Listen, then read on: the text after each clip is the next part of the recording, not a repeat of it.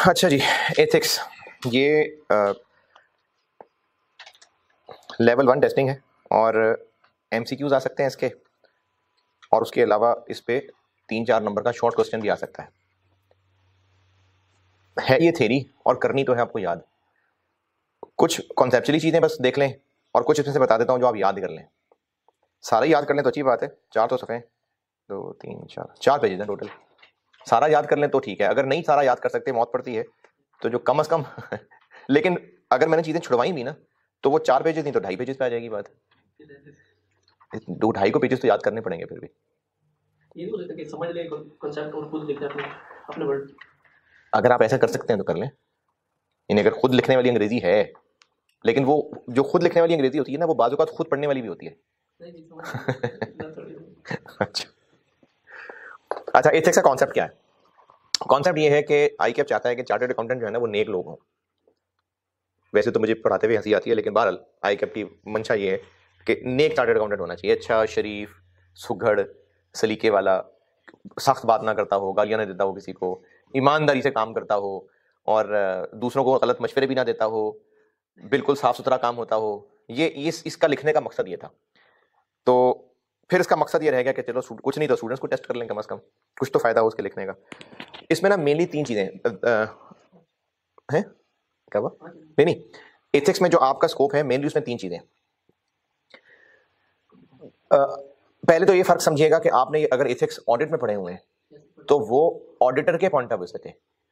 अब एफएआर 2 में ऑडिटर के पॉइंट ऑफ व्यू के अलावा बाकी सब पॉइंट ऑफ व्यू हाँ है ये चार्टर्ड अकाउंटेंट्स के लिए। यानी ये जो कोड ऑफ एथिक्स है ये चार्टर्ड अकाउंटेंट्स के लिए, ये जरूरी है, ये आम आवाम के लिए नहीं है। यानी हम आम आवाम को नहीं कह सकते कि तुम एथिक्स नहीं फॉलो कर रहे भाई, ये है ही चार्टर्ड अकाउंटेंट्स के लिए। अच्छा, चार्टर्ड अकाउंटेंट क्या क्या काम कर रहा है आप लोगों के नॉलेज के मुताबिक अर्न करने के लिए? यानी चार्टर्ड अकाउंटेंट का प्रोफेशन क्या क्या है आपकी नॉलेज के मुताबिक? है अकाउंटिंग कर रहे हैं, ठीक है, इंडस्ट्री में अकाउंटिंग की नौकरियां कर रहे हैं, और कंसल्टेंसी फर्म्स अपनी खोल के बैठे हुए कंसल्टेंट्स हैं, और टीचिंग कर रहे हैं, और अच्छा, और कंसल्टेंसी में भी आगे बहुत सारी चीज़ों में चले जाते हैं कि वो टैक्स कंसल्टेंसी करते हैं या लीगल मसाइल जो कॉर्पोरेट होती है वो है या सिस्टम से रिलेटेड है, फाइनेंशियल कंसल्टेंसी है। फिर इसके अलावा जॉब्स भी जो करते हैं वो ऑपरेशंस में भी जॉब कर रहे हो सकते हैं, अकाउंट्स में भी जॉब हो सकती है। तो चार्टर्ड अकाउंटेंट ऑडिट के अलावा अगर मैं इन सारी चीज़ों को और समराइज करूं तो या तो कहीं जॉब कर रहा होगा, जॉब की भी कई किस्में हो सकती हैं, या तो कहीं जॉब कर रहा होगा या अपना कोई बिजनेस कर रहा होगा कंसल्टेंसी का। इन दो पे बात कर लेते हैं, या कहीं जॉब कर रहा होगा या अपनी को कंसल्टेंसी सर्विसेज दे रहा होगा। तो ये है एफएआर 2 के अंदर, ऑडिट वाला नहीं है। अच्छा, इसमें 3 चीजें मेन क्या है? एक चीज मेन है कि इस चार्टर्ड अकाउंटेंट में क्या क्या क्वालिटीज होनी चाहिए, उनको कहते हैं फंडामेंटल प्रिंसिपल्स। ये जो आपको मैंने एथिक्स के नोट्स दिए थे ना, इसमें पहले पेज पे आए, चूंकि आपने याद करने ना तो मैंने उसका तरीका फिर ये रखा है कि आपको मैं सारी लाइनों की वो अंग्रेजी भी बता देता हूँ, ताकि आपको जो लाइन पढ़ के समझना, कॉन्सेप्ट भी बता देता हूँ और अंग्रेजी पढ़ के भी तर्जमा भी बता देता हूँ, ताकि आप अगर, वैसे तो ये बेस्ट होता है कि ये ऑनलाइन क्लास ही ली जाए, इसलिए मैंने इस रिकॉर्डिंग वाले को यूटिलाइज किया है, क्योंकि सामने बैठे हुए सो जाएंगे तो ऑनलाइन लेने से ये होगा कि आप पॉज कर करके पहले लाइन पढ़ लेंगे। अगर होश देखें, वैसे तो ये है ही होश वाला चैप्टर, और अगर आप इसको छोड़ना चाहेंगे कि चलो छोड़ देते हैं और 3-4 नंबर का सवाल आ गया और 48 पे फेल हो गए फिर, तो इसलिए इसको छोड़ना नहीं है। इस चैप्टर को एक बार ढंग से पढ़ लें, मुश्किल नहीं है। अच्छा, तो एक है फंडामेंटल प्रिंसिपल्स, ये बिल्कुल पहले पेज पे आ जाएं आप। फंडामेंटल प्रिंसिपल्स की ना, ये जो पॉइंट नंबर 1 के आगे ABCDE लिखे हुए हैं, ये इनकी समराइज्ड डेफिनेशंस कह लें। ये 5 प्रिंसिपल्स हैं, यानी चार्टर्ड अकाउंटेंट में बुनियादी तौर पे 5 खुसूसियात होनी चाहिए। ये वो 5 खुसूसियात हैं। ABCDE जो लिखा हुआ है ये इनकी समराइज्ड डेफिनेशन कह लें, और फिर आगे उनको आगे मजीद एक्सप्लेन किया हुआ है। ये फिर आगे 1.1, 1.2, 1.3, 1.4, 1.5, ये आगे उनकी एक्सप्लेनेशन चल रही है। जो पहले पेज पे ABCD लिखे हुए हैं वो समराइज डेफिनेशन हैं। ये कम से कम दर्जा इनको रट्टा लगाना, ये तो रट्टा लगा लीजिएगा। रट्टा इन वे कि आप अपने पास से भी लिख सकते हैं, लेकिन उसमें ना कुछ कीवर्ड्स मिस कर जाएंगे आप, इसलिए रट्टे का कह रहा हूं। और फिर आगे जो उनकी एक्सप्लेनेशन है उसमें भी कुछ ना कुछ चीजें मैं बता दूंगा जो याद करनी है। बेस्ट ये है कि आप सारे याद करें, बेस्ट ये है, लेकिन अगर कम से कम भी हो तो फिर मैं साथ साथ कम से कम बताता जाता हूँ जी। वर्डिंग भी सेम है, पॉइंट ऑफ व्यू डिफरेंट है, हाँ, प्रिंसिपल्स का वर्डिंग भी सेम है, लेकिन इसकी मिसालें, इसकी एप्लीकेशन डिफरेंस का जो सवाल आएगा वो एक डिफरेंट सिनेरियो होगा, वो ऑडिटर का सवाल नहीं होगा, तो इसलिए ये डिफरेंट है। लेकिन जरूरी नहीं है कि सबने ऑडिट पढ़ा हो। अच्छा, अब ये 5 क्वालिटीज क्या हैं? इंटेग्रिटी, इंटेग्रिटी मतलब सच्चाई, झूठ नहीं बोलना, नहीं बोलना, बहरहाल नहीं बोलना, झूठ नहीं बोलना, सच्चाई और स्ट्रेट फॉरवर्ड बात करनी है, गोलमोल बात नहीं करनी, धोखे नहीं देने। ये है इंटेग्रिटी, मतलब सच्चाई, धोखा नहीं देना, सच्चाई, स्ट्रेट फॉरवर्ड रहना है। जो भी हमारी बिजनेस डीलिंग्स हैं, जॉब कर रहे हैं हम, किसी को कंसल्टेंसी सर्विसेज दे रहे हैं, सच्चे रहना है, ये एक क्वालिटी है। ऑब्जेक्टिविटी का मतलब होता है मकसद से नहीं हटना। ऑब्जेक्टिव जैसे मकसद है, मकसद से हटना नहीं है। अच्छा, कोई मकसद से हटेगा क्यों? कोई या तो कोई इंसेंटिव मिल रहा होगा या कोई डर लग रहा होगा। अच्छा, अब वो जब मकसद से हट जाएगा तो इसका मतलब वो बायस्ड हो जाएगा। जैसे मिसाल के तौर पे कोई चार्टर्ड अकाउंटेंट है जो कहीं इंटरनल ऑडिट का आइडिया है, इंटरनल ऑडिट बिजनेसेस ना अपने इंटरनल कंट्रोल सिस्टम बनाते हैं पूरे प्रोसीजर के, ये कागज यहाँ से यहाँ जमा होगा, ये फलाने को रिपोर्ट करेगा, फलाना बंदा ये करेगा। जैसे आप कॉलेज में पढ़ते हैं तो आपको बताया जाता है जी गेट से एंटर हो, अब आपने वहाँ जाना है, फिर एडमिशन पे बैठे हुए लोग हैं वो कहेंगे ठीक है आपका फॉर्म भर लिया, अब आपने वहाँ जाके पैसे जमा कराने, फिर वो कहेंगे आप फलाने डिपार्टमेंट में जाएं। ये सारे प्रोटोकॉल्स हैं। तो ये जो ऑर्गेनाइजेशन में प्रोटोकॉल सारे डिफाइन होते हैं, ये इंटरनल कंट्रोल्स होते हैं। इंटरनल ऑडिटर का एक काम होता है कि वो ये देखे कि इंटरनल कंट्रोल्स फॉलो हो रहे हैं कि नहीं हो रहे, तो वो इंटरनल ऑडिट करता है। इसके अलावा कोई फ्रॉड वगैरह तो नहीं कर रहा, कोई दो नंबरियां तो नहीं कर रहा, ऑर्गेनाइजेशन के रिसोर्सेज का गलत इस्तेमाल तो नहीं कर रहा। ये काम होता है इंटरनल ऑडिटर का। तो चार्टर्ड अकाउंटेंट, क्या हो गया भाई, डिस्टर्बेंस हो रही है ना। तो इंटरनल ऑडिटर का काम होता है कि वो इंटरनल कंट्रोल्स चेक करे। अच्छा, अब चार्टर्ड अकाउंटेंट भाई ने क्या किया कि वो इंटरनल ऑडिटर बन गए और उसने पूरे अकाउंट्स डिपार्टमेंट पे फ्रॉड का केस बनाया, लेकिन उनमें अपना एक जिगरी भी था, उसको बचा लिया। तो वो जो उसका मकसद था वो उस मकसद से हट गया, बायस्ड हो गया। तो ऑब्जेक्टिविटी का मतलब है कि कंप्रोमाइज नहीं करना, अनबायस्ड रहना है, बायस्ड नहीं होना, किसी के दबाव में नहीं आना, किसी के इन्फ्लुएंस में नहीं आना। ये ऑब्जेक्टिविटी का मतलब होता है। ये दोनों की अंग्रेजी भी पढ़ लें ताकि जो दो जवान यहां बैठे हैं अगर अंग्रेजी में कोई मसला हो तो मैं दोबारा बता दूं।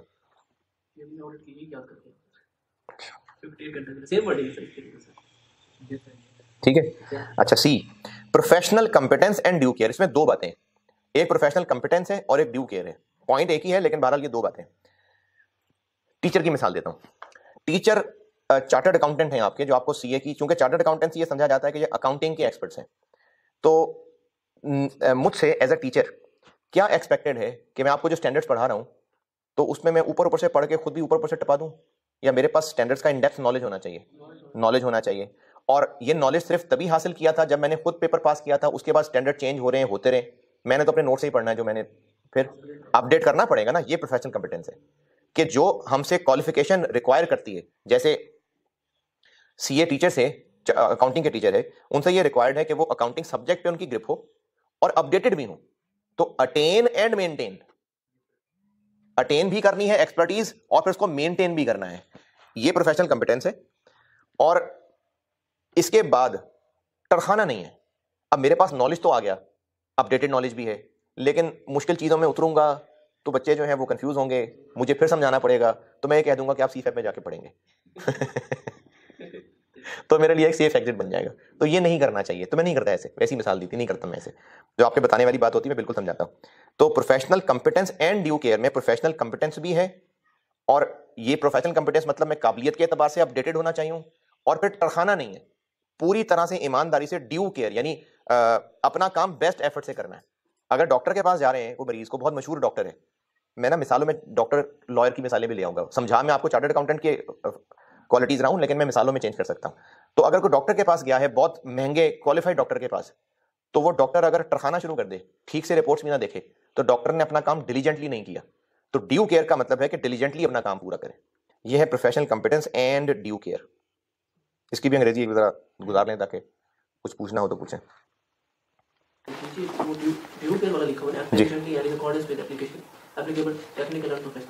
यानी जो प्रोफेशनल स्टैंडर्ड्स है ना, उन्हीं के मुताबिक ही परफॉर्म करेगा वो।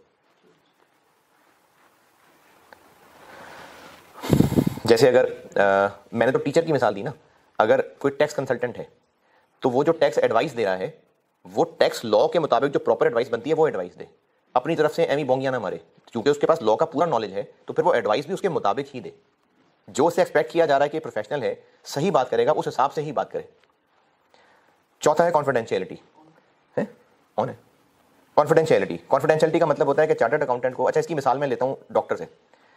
मरीज डॉक्टर को जाके बीमारियां बताएगा अपनी, और बड़ी पर्सनल किस्म की बीमारियां हो सकती हैं, तो उस डॉक्टर को चाहिए कि उसके सारे दोस्तों, सारे घर वालों में वो बातें फैला दे? नहीं। अखबारों में दे दे? नहीं। इसी तरह वकील है, वकील को बहुत सारी डिटेल बताई जाएगी तो वो सारी दुनिया को बताता फिर जाके। तो इसी तरह ना चार्टर्ड अकाउंटेंट को भी बहुत सारी डिटेल पता होती है, तो चार्टर्ड अकाउंटेंट अपने बिजनेस रिलेशन करते हुए एम्प्लॉयमेंट में भी और क्लाइंट के साथ सर्विसेज देते हुए भी इसको बहुत सारी इंफॉर्मेशन मिल रही होगी, वो पब्लिक में नहीं बांटते फिरना, वो छुपा के रखनी है। अच्छा, अब छुपा के रखने का मतलब ये नहीं है कि जो हमारा क्लाइंट था वो तो फ्रॉड करके भाग गया, हमें पकड़ लिया पुलिस ने और हम पुलिस की मार खाए जा रहे हैं कि जबान नहीं खोलेंगे, ये नहीं करना। जब लॉ रिक्वायर कर रहा है तो बताना है, लेकिन बिला वजह नहीं बताते फिरना सबको। और इसकी आगे डिटेल में भी और एक्सप्लेन करता हूँ आगे। और प्रोफेशनल बिहेवियर ये है कि इंसान का बच्चा हो, गंदी गालियां ना देता हो, बदतमीजी ना करता हो, यानी एक अच्छे अखलाक वाला इंसान हो, ताकि लोगों को ये ना लगे कि अच्छा ऐसे होते हैं चार्टर्ड अकाउंटेंट, यानी प्रोफेशन की बदनामी कराने वाला ना हो। ये प्रोफेशनल बिहेवियर है। और इसके अंदर ये चीज भी शामिल है कि अगर वो दूसरों को चोरियां सिखा रहा होगा, चोर रास्ते बता रहा होगा, कानून तोड़ने के रास्ते दिखा रहा होगा, तो फिर वो प्रोफेशनली बिहेव नहीं कर रहा। To comply with relevant laws and regulations, यानी रूल्स फॉलो करने वाला हो, एंड अवॉइड एनी कंडक्ट, ऐसी हरकत ना करे that the chartered accountant knows or should know might discredit the profession, जिससे प्रोफेशन की बदनामी हो, ऐसी कोई हरकतें ना करे। ये हैं 5 क्वालिटीज। अब आगे ना इनकी मजीद डिटेल है। पहले इंटेग्रिटी पे आते हैं। इंटेग्रिटी में पहला पैराग्राफ ये उसी की एक्सप्लेनेशन है कि सच्चाई के साथ चलना है। दूसरा वाला आप याद कर लें बेशक जरूर। दूसरे में ये लिखा हुआ है कि ईमानदारी उसकी तब चाहिए होगी कि वो जो रिपोर्ट्स बना रहा है या जो भी कम्युनिकेट कर रहा है, कोई ईमेल्स कर रहा है, तो उनकी इन रिपोर्ट्स के अंदर, ईमेल्स के अंदर जो भी उसकी ऑफिशियल बात हो रही है उसके अंदर पॉइंट नंबर ए, झूठी इंफॉर्मेशन ना हो। छोटी मोटी गलती होगी तो खैर है, झूठी इंफॉर्मेशन ना हो, मिसलीडिंग स्टेटमेंट ना हो, फिर बेहतियाती के साथ की भी इंफॉर्मेशन ना हो। ये बी था, फर्निश रेकलेसली, बेहतियाती के साथ बोंगियां मारे जा रहा है। सी, ऐसी गलतियां ना करे जो मिसलीडिंग हो जाए, ऐसी जरूरी इंफॉर्मेशन मिस कर गई जो कि जरूरी थी, उससे धोखा हो जाएगा, लोग कुछ और समझना शुरू हो जाएंगे। तो ये अगर चार्टर्ड अकाउंटेंट नहीं कर रहा है इसका मतलब वो सच बोल रहा है। ये इंटेग्रिटी की डिटेल है। हाँ जी। ऑब्जेक्टिविटी, ये ऑब्जेक्टिविटी में भी वही बात लिखी हुई है जो पहले मैं एक्सप्लेन कर चुका, यानी दोनों पैराग्राफ जस्ट उसी की एक्सप्लेनेशन है कि वो बायस ना हो जाए, किसी के प्रेशर में ना आ जाए, अनडी इन्फ्लुएंस में ना चला जाए, ईमानदारी से काम करे, अपने मकसद से ना हटे। तो ये वही बात दोबारा लिखी है, इसमें कोई खास एक्सप्लेन करने की चीज नहीं है। 1.3 professional competence and due care, इसके 1.3.1 में सेम बात रिपीट हो गई कि उसके पास अपडेटेड नॉलेज होना चाहिए और फिर उसको वो मेंटेन भी करता रहे, वही जो भी मैंने ऊपर बताया था, और अपना काम डिलीजेंटली करे, गोलियां ना करे। और उसके बाद जो आगे 1.3.2, 1.3.3 वो इन्हीं की बार बार रिपीटिशन हो रही है, थोड़े बहुत वर्ड्स बदल के। जैसे पॉइंट नंबर 1.3.2 में लिखा हुआ है कि जिन क्लाइंट्स को हम सर्व कर रहे हैं एंड एम्प्लॉइंग ऑर्गेनाइजेशन, जिनके हम एम्प्लॉई हैं, वो हमसे रिक्वायर करते हैं कि हम अपना जो नॉलेज है, जो भी स्किल है, वो अच्छे तरीके से अप्लाई करें। जैसे अगर कॉलेज ने मुझे एज अ टीचर हायर किया हुआ है तो मैं अपना नॉलेज बिल्कुल अच्छे तरीके से अप्लाई करके स्टूडेंट्स को पढ़ाऊँ। तो ये उसी की एक्सप्लेनेशन के अंदर 1.3.2 आ गया। इसको कोई खास जरूरत नहीं याद करने की, 1.3.1 काफ़ी है। चलें बल्कि मैं ये भी कर लेता हूँ। हाँ, ऊपर वापस आते हैं। 1 ABCDE ये सारे याद कर लें। 1.1 के अंदर 1.1.2 याद कर लें। ये 1.1.1 तो वही सेम बात दोबारा लिख दी। 1.2 खैर है, कुछ भी याद ना करें, ऊपर डेफिनेशन याद कर ली थी, बहुत है।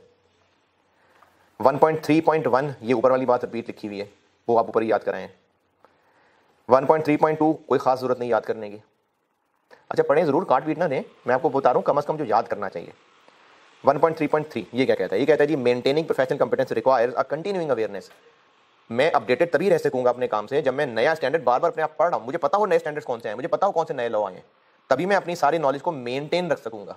फिर इसके अलावा आईकैप जो है ना वो CPD एक्टिविटीज़ करता है, कंटिन्यूइंग प्रोफेशनल डेवलपमेंट, इसके लिए आईकैप एक्टिविटीज़ करता रहता है। तो वो कह रहे हैं जी कि आप CPD में इन्वॉल्व रहें, कंटिन्यूइंग प्रोफेशनल, आप सीखते रहें, बेहतर से बेहतर होते रहें, नया से नया सीखते रहें, अपने नॉलेज को रोक ना दें ताकि आप अच्छे तरीके से काम कर सकें।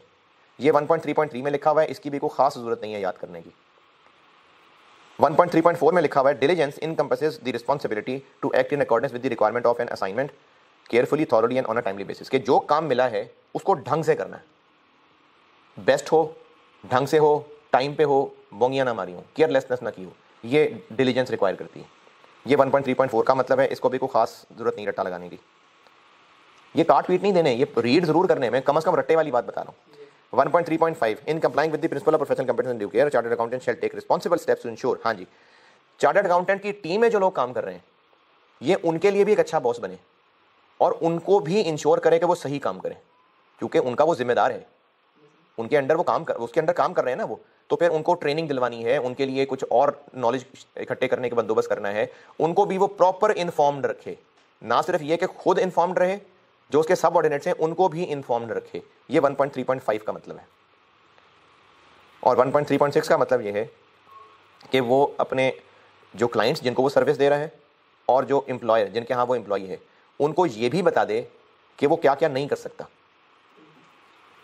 उसका प्रोफेशन उसको क्या कर, यानी अगर उसका एम्प्लॉयर कह रहा है कि तुम फलाने की जासूसी करके आओ, उसके घर तक की तुमने तस्वीरें खींच के लानी है, तो कहो जी कि नहीं मैं एज अ प्रोफेशनल ये काम नहीं कर सकता, उसको अपनी लिमिटेशंस बता दें। या अगर हमें क्लाइंट कह रहा है कि आपने हमारे ना टैक्स रिटर्न, टैक्स के सारे मामला देखने, और चूंकि टैक्स डिपार्टमेंट में मसाइल बड़े हैं तो वहाँ लेना देना भी आपने करना है, वो कहेंगे जी लेना देना हम नहीं करेंगे, हम आपको सारे पॉइंट्स बता देंगे, सारे लीगल स्टेप्स पूरे करके दे देंगे, ये पैसे वाला मामला हमसे नहीं करवाना, अपनी हमारा प्रोफेशन हमें नहीं अलाउ करता। तो अपनी लिमिटेशंस भी बता देनी है कि आप क्या नहीं कर सकते, ताकि क्लियर हो ये बात पहले। ये 1.3.6 में लिखा हुआ था। 3.6 याद करना नहीं, ये ना मजीद सिर्फ समझाने की एक्सप्लेनेशन हो रही है, इनको कोई खास जरूरत नहीं रट्टा लगाने की, लेकिन उर्दू में याद रख लें। जैसे 1.3.5 के अंदर ये बात याद रखें कि अपने जूनियर्स को भी ट्रेन करना है, 1.36 के अंदर ये याद रखें कि अपनी लिमिटेशंस बतानी है, इतना को जरूर याद रख लें। पता है इसमें आप कीवर्ड्स अंडरलाइन कर सकते हैं। 1.4 कॉन्फिडेंशियलिटी, कॉन्फिडेंशियलिटी मेंटेन करनी है, क्योंकि बहुत कुछ पता चलेगा हमें वो बताना नहीं। अब ये जो नीचे एग्जांपल है ना, ये याद करनी है आपने कि कॉन्फिडेंशियलिटी किस किस तरह से हम ब्रीच कर जाएंगे और हमें पता ही नहीं चलेगा। ए का मतलब ये है कि हम बैठे होंगे फैमिली में, दोस्तों में गप्पे मार रहे होंगे, और गप्पे मारते मारते एक दोस्त, वो भी चार्टर्ड अकाउंटेंट था, वो अपनी कंपनी का राज खोल रहा होगा, मैं अपनी कंपनी का राज खोल रहा हूँ। अब जैसे अब दोस्ती यारी तो है, पैक के टीचर से भी दोस्ती है, स्कैंस के टीचर से भी दोस्ती है, तो अब मैं और वो इकट्ठे बैठे हैं और हम एक दूसरे का राज खोलना शुरू कर दें तो ये मुनासिब नहीं है। तो ए में ये लिखा हुआ है। बी में लिखा हुआ है कि बाहर के लोगों से तो नहीं शेयर करनी, अंदर के लोगों से भी नहीं करनी।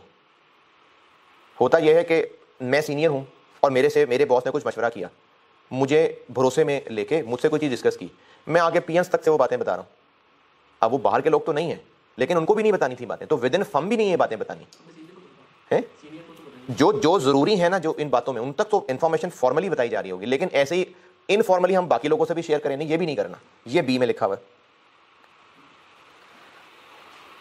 सी में जो है वो यही बात लिखी हुई है कि जो इन्फॉर्मेशन जो नए क्लाइंट की है या नई कंपनी की है, ए और बी में तो बात हो रही थी ना एग्जिस्टिंग वाली, सी में बात हो रही है कि अब जो मजीद हम जहां आगे जा सकते हैं उनकी भी बातें इधर उधर नहीं बतानी। डी, अगर कुछ बताने वाली बातें हों भी तो वो भी बगैर पूछे नहीं बतानी। अगर कोई बातें बताने वाली भी हैं तो हो सकता है उनका बताने का एक मौका हो, एक चैनल हो, तो वो भी बगैर इजाजत के नहीं बतानी।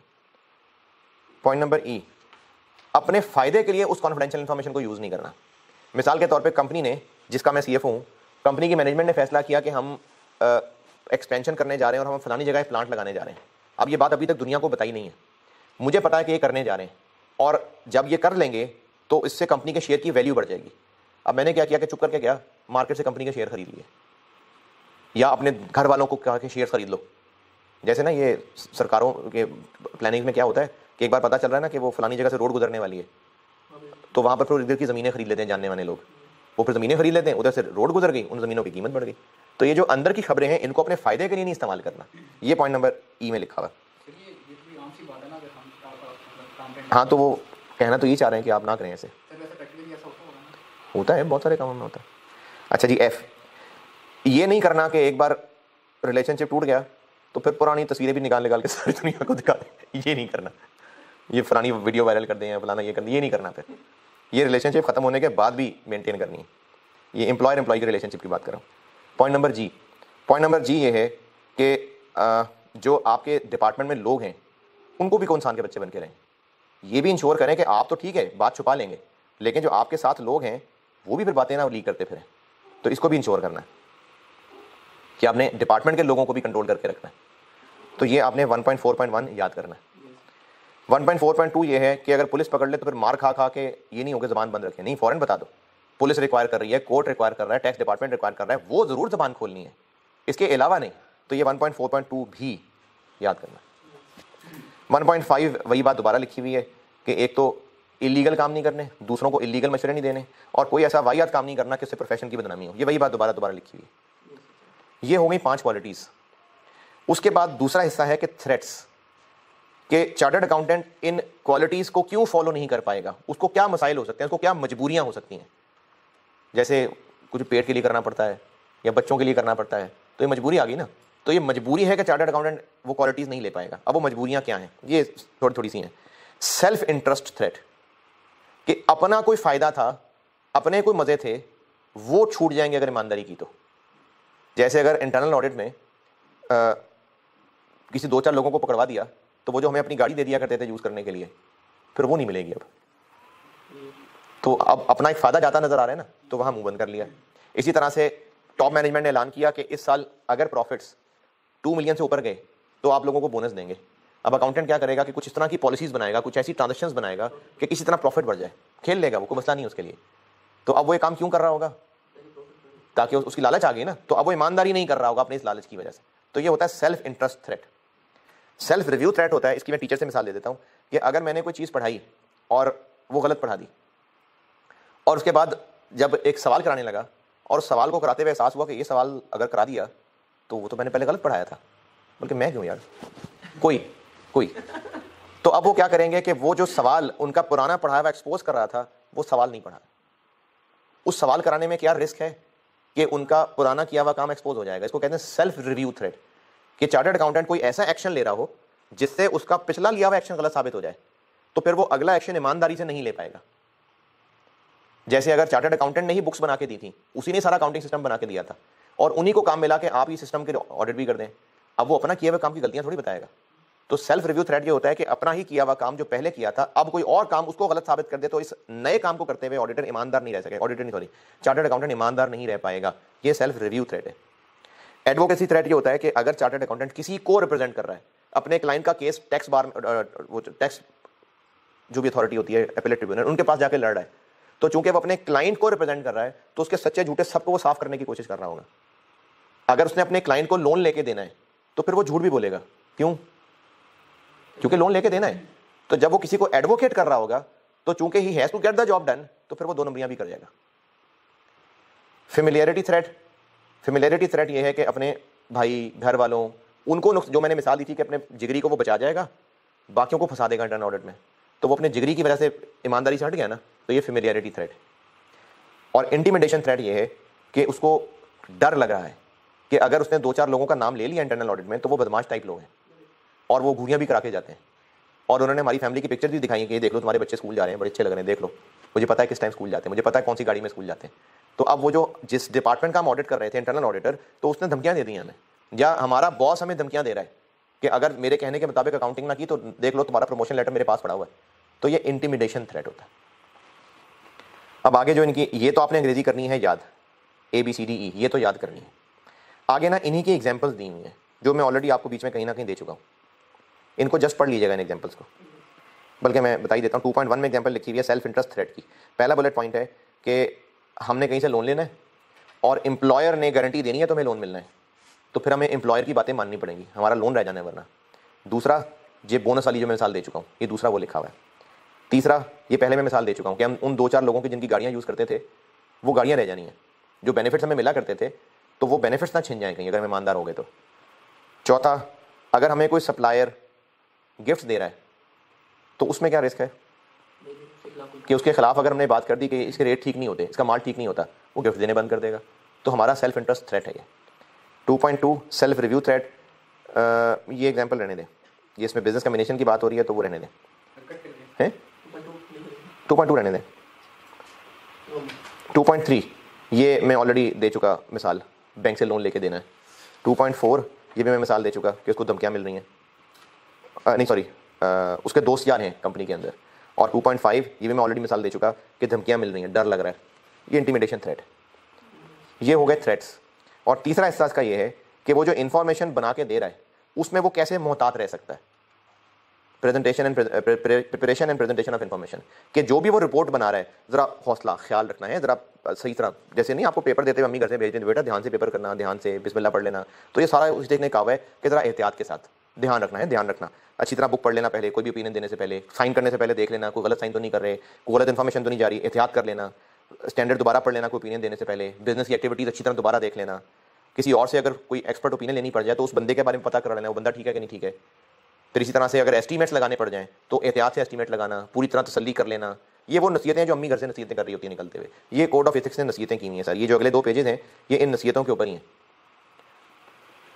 और ये आप रट्टा तो मुश्किल ही लगाएं, जितना को उर्दू में याद हो सके काफ़ी। ये इन सब का लुबे लुबाब ये है कि सारी नसीहतें की हुई हैं। मैंने मेन हेडिंग्स बता दी। पहली हेडिंग है जनरल नसीहतें कि जो जो रिपोर्टें बनानी होती हैं उनको एहतियात से बनाना। फिर एक हेडिंग है बीच में यूज़ ऑफ डिस्क्रिशन कि जो भी एस्टीमेट्स लगाने हों, कोई भी फैसला करना हो, बहुत एहतियात से करना, अच्छी तरह तसल्ली से पहले पूरी जान पड़ताल कर लेना, चीज़ें पढ़ लेना, ट्रांजेक्शंस को समझ लेना, उसके बाद कोई फैसला करना। अगले पेज पे हेडिंग है relying on the work of others कि अगर किसी और की बात पे भरोसा करना पड़े तो उस किसी और के बारे में पहले बातें भी पूछ लेना, पता कर लेना। एड्रेसिंग इन्फॉर्मेशन दैट इज और माइट बी मिसलीडिंग, हाँ ये याद करना है आपने। एड्रेसिंग इन्फॉर्मेशन, अब इसमें क्या है, इसमें मसला ये है कि अगर चार्टर्ड अकाउंटेंट को कोई ऐसा काम करना पड़ ही गया है जो सही नहीं है तो फिर उसको क्या करना चाहिए? उसको बड़ों से बात करनी चाहिए, उसको अपनी ऑर्गेनाइजेशन के बड़ों से बात करनी चाहिए, उनके नॉलेज में लानी चाहिए बात, ये देख लें ये हो रहा है। उसको ICAP से बात करनी चाहिए, उसको लॉयर से बात करनी चाहिए। और आत्महत्या जो है ना उसमें ऑप्शन नहीं है, आखिरी ऑप्शन जो उसमें दी हुई है वो रिजाइन करने की है। तो ये जो एड्रेसिंग इन्फॉर्मेशन दैट इज और माइट बी मिसलीडिंग है ये याद करना है आपने। और लास्ट चीज़ है डॉक्यूमेंटेशन, तो वो ही कह रहे हैं ICAP कोड ऑफ एथिक्स से कहता है कि जी आप डॉक्यूमेंट्स बनाएं जितने ज़्यादा बना सकते हैं, अच्छी बात है। बस ये है एथिक्स। अब इसका एक आधा सवाल देख लेते हैं। अब इसमें जो पिछली दफ़ा से आ रहे हैं ना वो तो 2 MCQs ही आए हैं। उससे पहले इसमें 5, 6, 7, 8 नंबर का सवाल आया करता था। अब भी चांसेस हैं कि सवाल आ जाए, लेकिन अब लग मुझे रहा है कि शायद MCQs की तरफ ही बात जाए। इसका जो MCQ आया हुआ है वो भी एक देख लें। जो एक MCQ आया हुआ है इसी में आगे चल के MCQ नंबर 6 देखें, पढ़ें ज़रा, देखें क्या आंसर होना चाहिए।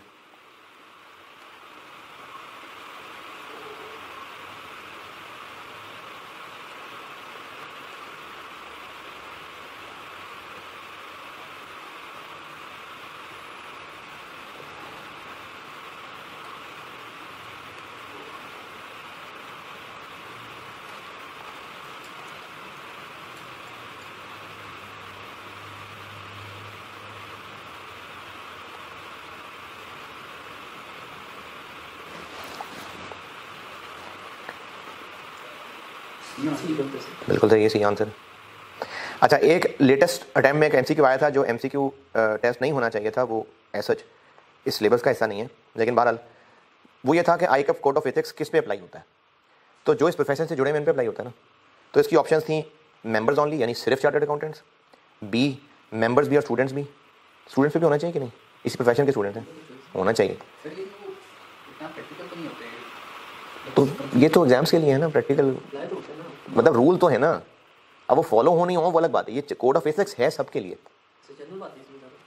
और वो लोग जो मेंबर्स हैं, स्टूडेंट्स हैं और वैसे भी साथ इस प्रोफेशन में जुड़े हुए हैं, और जो CA फर्म्स हैं, CA फर्म्स उनके एम्प्लॉयज़ पे भी, क्योंकि CA फर्म्स का डाटा भी तो नहीं ना दूसरों को देना। तो इसका जवाब था कि ये सारे मेंबर्स भी, स्टूडेंट्स भी, एफिलिएट्स भी और मेंबर फर्म्स के एम्प्लॉयज़ भी। तो ये 2 MCQ टेस्ट हुए अब तक, ये मैंने आपको ऑटम 21 बताया है। उसके अलावा जो पहले सवाल टेस्ट होते थे उनमें से एक ही बता देता हूँ, बहुत है, आपको स्कोप समझ आ जाएगा। जैसे कोई एक देख लेते हैं, चलें क्वेश्चन नंबर 8 देख लेते हैं। क्वेश्चन नंबर 8 उमर शेख पढ़ लें।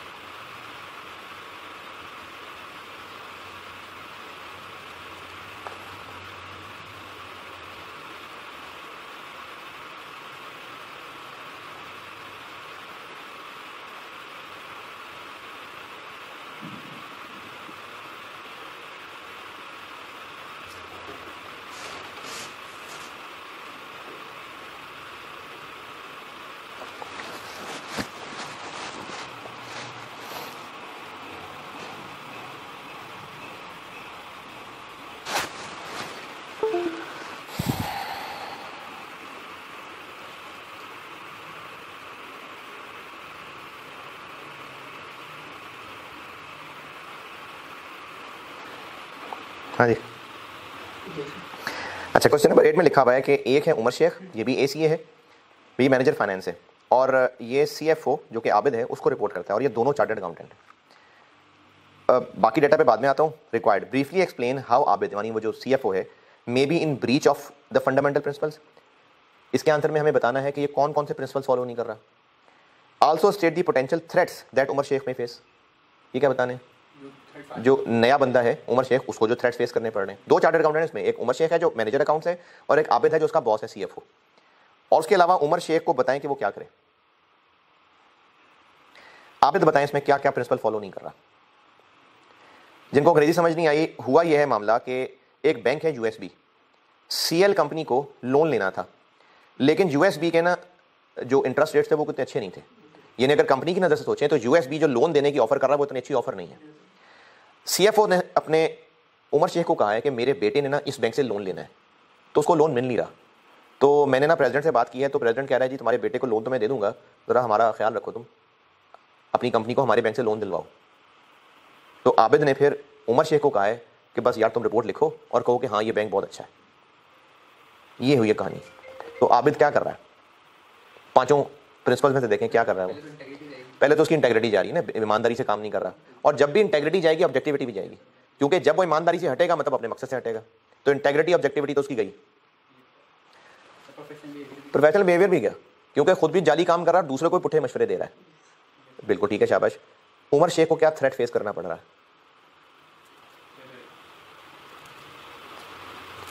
Self interest. हाँ नहीं, थ्रेट उमर के पूछे हैं। ठीक है, सेल्फ इंटरेस्ट नहीं है। सेल्फ रिव्यू, क्या उमर को ऐसा काम करने लगा है कि उससे उसका पिछला किया काम नहीं, सेल्फ रिव्यू भी नहीं है। फेमिलियरिटी, कोई उसका दोस्त यार का मसला नहीं है।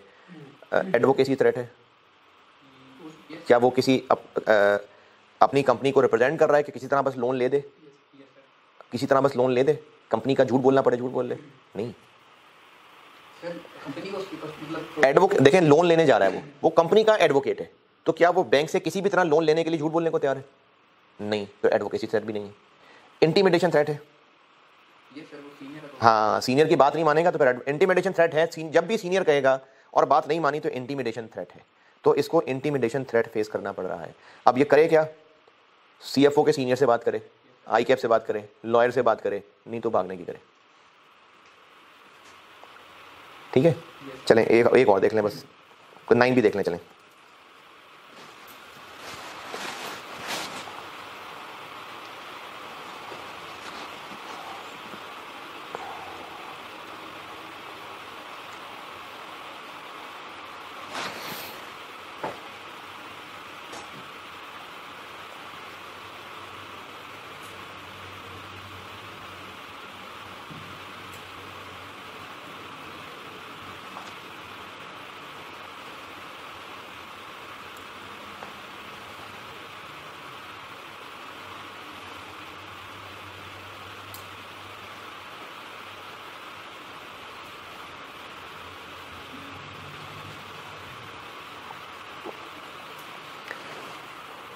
हाँ जी, पढ़ लिया। एक है बाकिर और इसका बॉस है शाहिद, क्योंकि बाकिर रिपोर्ट करता है शाहिद को, तो ये दोनों चार्टर्ड अकाउंटेंट हैं।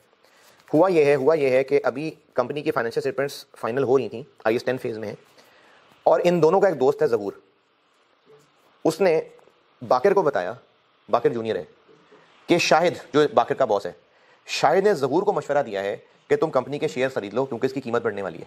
EPS अर्निंग पर शेयर कहते हैं। तो उसने ज़हूर को मशवरा दिया है कि कीमत बढ़ने वाली है तो तुम शेयर्स खरीद लो। अब ज़हूर चाह रहा है कि शाहिद से तो उसने बात की ही है, वो बाकिर से भी मशवरा करना चाह रहा है। अब इसमें शाहिद कौन से प्रिंसिपल फॉलो नहीं कर रहा? एक तो ये, अच्छा इंटेग्रिटी का तो मसला नहीं है, जो वो काम कर रहा है वो बेईमानी से तो नहीं कर रहा। देखें, इससे पिछले सवाल के अंदर ना इंटेग्रिटी क्यों खराब हो रही थी, क्योंकि वो कंपनी का CFO है, वो कंपनी का फायदा नहीं देख रहा था, वो अपने बेटे के फायदे की वजह से कंपनी को नुकसान पहुंचाने को तैयार हो गया था, बायस्ड हो गया था ना। तो बायस्ड हो गया तो झूठा पड़ गया, तो इंटेग्रिटी भी गई, ऑब्जेक्टिविटी भी गई। इंटेग्रिटी ऑब्जेक्टिविटी दोबारा समझें, जिस काम के लिए चार्टर्ड अकाउंटेंट को बिठाया हुआ है वो काम अगर ईमानदारी से नहीं कर रहा, उस काम के करने में मकसद से हट रहा है, तो इंटेग्रिटी और ऑब्जेक्टिविटी दोनों गई। तो शाहिद के काम में कोई मसला नहीं आया, ये कॉन्फिडेंशियलिटी लीक कर गया। लेकिन सर मतलब कंपनी ने शायद किसी ने बताया था ना कि वो बताता फिर नहीं, तो ये कॉन्फिडेंशियलिटी थी ना, वो अपना काम ठीक कर रहा होगा, काबिलियत के साथ ही काम कर रहा होगा। इंटेग्रिटी ऑब्जेक्टिविटी तब आती जब वो अपने काम में 2 नंबरी करता है। जैसे पिछले सवाल में ना जो आबिद था वो कंपनी को महंगा लोन दिलवाने को तैयार हो गया था, तो वो ये तो उसका काम नहीं था ना, तो इसलिए इंटेग्रिटी ऑब्जेक्टिविटी खराब हुई थी क्योंकि वो बायस्ड हो गया था अपने बेटे के लोन के लिए। यहां पर इंटेग्रिटी ऑब्जेक्टिविटी का मसला नहीं है, यहां पर मसला यह है कि उसने अंदर की बात अपने दोस्त को बता दी, उसने कॉन्फिडेंशियलिटी ब्रीच की है, और इसी के साथ चूंकि उसने गलत काम किया है तो प्रोफेशनल बिहेवियर भी कह सकते हैं। नहीं, professional competence due care again काम के हिसाब से कि वो काम ठीक ना कर रहा हो। प्रोफेशनल बिहेवियर भी आ सकता है इसके अंदर कि उसने एक अच्छा काम नहीं किया, और कॉन्फिडेंशियलिटी भी आ सकता है कि उसने क्यों कॉन्फिडेंशियलिटी लीक की है। ये हो गए शाहिद के मसाइल। अब है जो इसका जूनियर बाकिर, उसको क्या थ्रेट फेस करना पड़ रहा है। एक तो इंटिमिडेशन है, क्योंकि बॉस की कही भी बात है तो बाकिर वो अपने दोस्त को कैसे मना कर दे, नहीं तुम उसकी बात ना मानो, और चूंकि दोनों का कॉमन फ्रेंड है तो फिर ये भी ज़हूर की फेवर में तो शायद चला जाए, तो फेमिलियरिटी थ्रेट भी आ जाएगा। और हाउ शुड ही रिस्पॉन्ड, बड़ों से बात करे, आई कैप से बात करे, लॉयर से बात करे, नहीं तो जाए। सेम ही है, ये है जी एथिक्स। ये पहले आते थे, उसके बाद ना ये जब 2 सेक्शन बंट गए 2019 से, तो उसके बाद देख लो 2019 में नहीं 8 नंबर के, ऑटम स्प्रिंग 20 में हाँ 8 नंबर का आया हुआ है बिल्कुल। नहीं, ऑटम 19 से एक्चुअली ये पार्ट्स हुए थे, पार्ट्स ऑटम 19 में हुए थे, ए और B, section A section B, तो फिर ये सेक्शन ए में आ गया हुआ है, लेकिन 8 नंबर तक बहरहाल टेस्ट हो सकता है। जी बिल्कुल, आसान है मुश्किल है बस ये नहीं, अगर ना भी पढ़ाओ तो सारा ही बताया यार। चलें ठीक है जी, एथिक्स यही है, बस इतना ही है। अब इसमें आपका काम यही है कि ये याद तो करना ही है, और ये जो सवाल रहते हैं ये करने हैं, और आई कैप की बुक के MCQs, लेकिन ये सारे डुएबल हैं। इसमें अगर किसी को बहुत टेक्निकल एतराज़ हो तो मुझसे अलग से पूछ लीजिएगा, अदरवाइज ये आसान टॉपिक है। ग्रुप में भेजें MCQs, वो अभी नहीं रखे हुए, वो जब ट्यूसडे को याद कराना तब रखवा दूंगा। ठीक है जी, अल्लाह हाफिज़।